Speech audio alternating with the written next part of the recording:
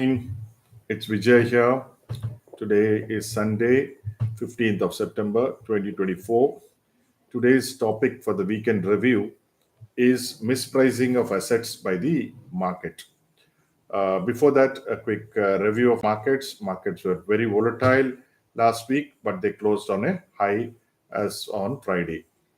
We have discussed this in the last few days, and I'll be discussing more about the markets tomorrow. And next week is very important because you have the Fed Reserve meeting, which is coming on 18th, and we shall discuss about it as time goes by.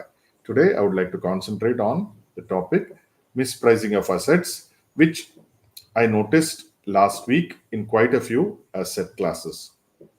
Now, you see, the first thing which I noticed was in gold and silver, gold visa India versus gold abroad as to what happened. So let's talk about one by one, and let me just show you what mispricing is. Before we get into this gold chart, I would like to say that the great investors always look for mispricing of assets. Markets do misprice assets once in a while, and the biggest investors, the most successful investors, are those who can identify them and latch onto it. So we have identified a few such opportunities. So let us go one by one. Okay, just let me share the screen here, and let me just take the gold. Okay. Now look at this gold chart. The gold chart, this is the international gold chart in dollar terms. You see, it has been steadily climbing. In fact, it has made an all-time high as we speak. On Friday, it has gone up, and depending on whether you take futures or cash, it's actually crossed 2,600 in one contract. But let's take 2,583, which it went high, and 2,577 is what it has closed at. So it has made a all-time high, significantly over what happened in the last few months. You take gold piece then. Now, what gold bees did? Gold bees actually made a high on in May. Mid-May, it made a high, and then it tried to make another high somewhere in July, and then it has fallen down, and it has still gone.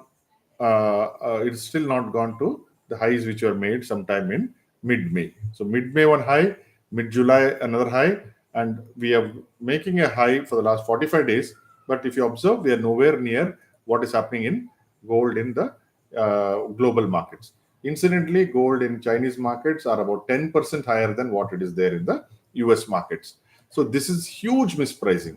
One of the reason why gold has not gone up is because of the alteration of customs duties by the government of India. Now, sooner or later, this will tell. I mean, whatever you do with the customs duty, beyond a point, gold prices will go revert to the mean, as they say. The mean here is that the higher prices. So they are likely to cross the recent high of 64.83, which is about 5% from here, more than 5%. And I don't expect the gold for gold to stop at these numbers. They are, in my opinion, they will surprise a lot of bears as well as bulls. They'll shock the bears and surprise the bulls.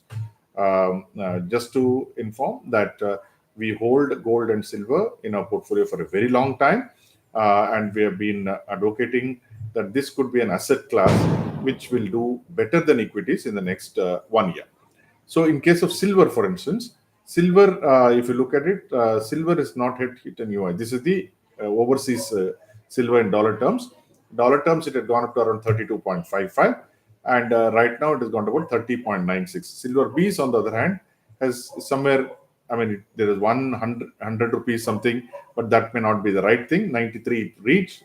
It has not yet gone there. But of course, on Friday, silver has gone up 3.5% in the US. So if you add up 3.5%, it is coming to around 87. We are very much in line with silver. Silver international and silver local are in the same proportion. For instance, gold is not the case. Then let's talk about stocks. You see, Dr. Reddy, for instance, is an example.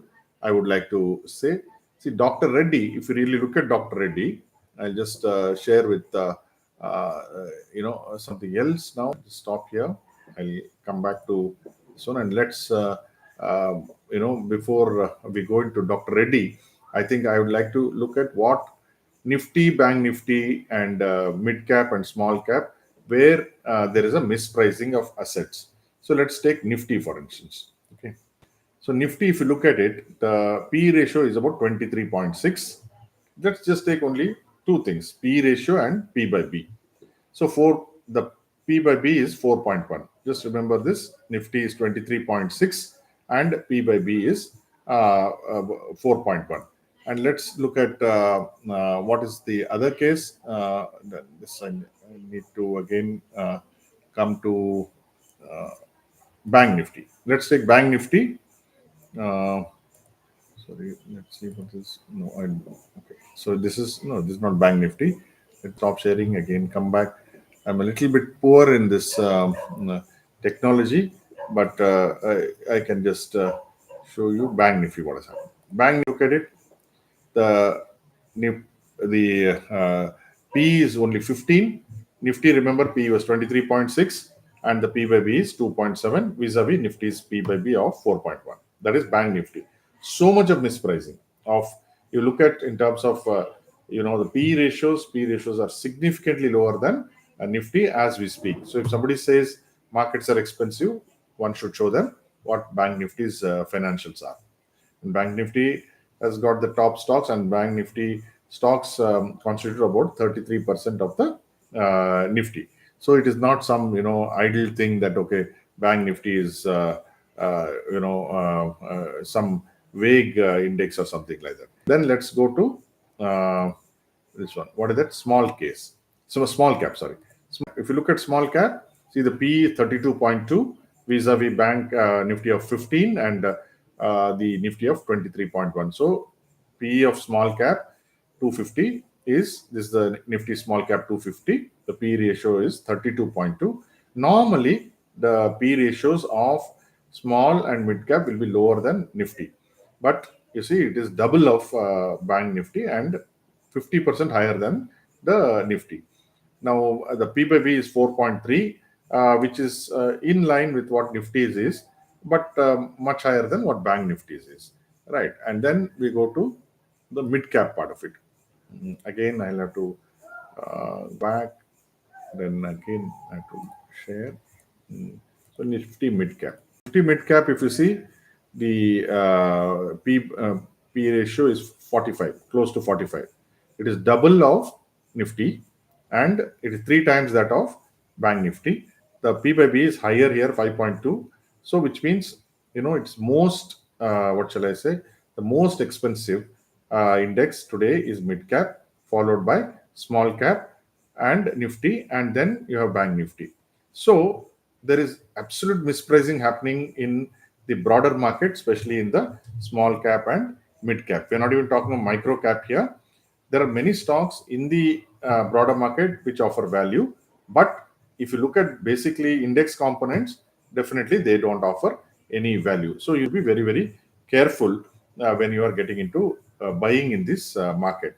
So opportunities are lying in Bank Nifty, then Nifty, and then you have small cap, and then into mid cap if you're looking at the index level. So that is the next stage. Then we will go to the Dr. Reddy. Now, Dr. Reddy, if you see, let me just share this with you. Dr. Reddy, yeah, sorry, this one will take Dr. Reddy here. Reddy, uh, Dr. Reddy's numbers, if you look at it, it's a large cap.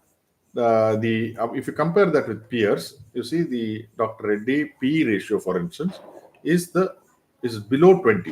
If you take Sun Pharma is 40, Cipla is 30, Zydus is 27, Lupin is 45, Mankind is 53, and then you have Dr. Reddy, which is below 20. It is the cheapest large cap pharma stock. And if you look at everything else, also the ratios, cash flow, if you take in P&L, if you take anything, no, they are always. I mean, if you take the CMP by current market price, but book value, return on equity, return on capital employed. Return on capital employed, for instance, Reddy's is 26 vis-a-vis the Sun Pharma or even Lupin. Lupin is only 15.